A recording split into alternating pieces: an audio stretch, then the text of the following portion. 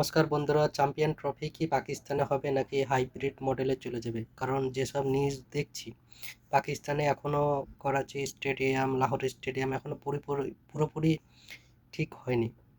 আইসিসির যে টিম, তারা কাল গিয়েছে চেক করতে যে স্টেডিয়াম কতদূর কাজ বাকি আছে, কি কি সমস্যা। কিন্তু যেসব নিউজগুলো আসছে, চ্যাম্পিয়ন ট্রফি হাইব্রিড মডেল হয়ে যেতে পারে, কারণ এখনও স্টেডিয়াম সেরকম প্রস্তুত হয়নি। অলরেডি হাইব্রিড মডেল ঘোষণা হয়েছে, যেহেতু ইন্ডিয়া টিম পাকিস্তানে যাবে না, তারা হাইব্রিড মডেল হিসেবে দুবাইয়ে ম্যাচগুলো খেলবেন। তা এখন দেখার বাকি যে জানুয়ারি 25 তারিখের আগে পুরোপুরি স্টেডিয়াম তৈরি করতে পারবে পাকিস্তান নাকি পারবে না। যদি তৈরি হয় তাহলে খেলা তো হবেই, পাকিস্তানের চ্যাম্পিয়ন ট্রফি। আর যদি না হয় তাহলে শিফট হয়ে যাবে দুবাইয়ের মধ্যে। তো এখন দেখার বাকি। এখন আপনারাও দেখুন যে স্টেডিয়ামের বর্তমান অবস্থা কেমন, এখনও কাজ শেষ হয়নি। কোনো কোনো জায়গায় তো এখনও মানে ঢালাইয়ের কাজ চলছে। তো এখন দেখার বাকি।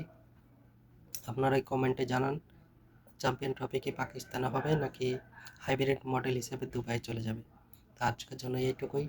আমার চ্যানেলটি সাবস্ক্রাইব করুন এবং আমাকে সাপোর্ট করুন। ধন্যবাদ।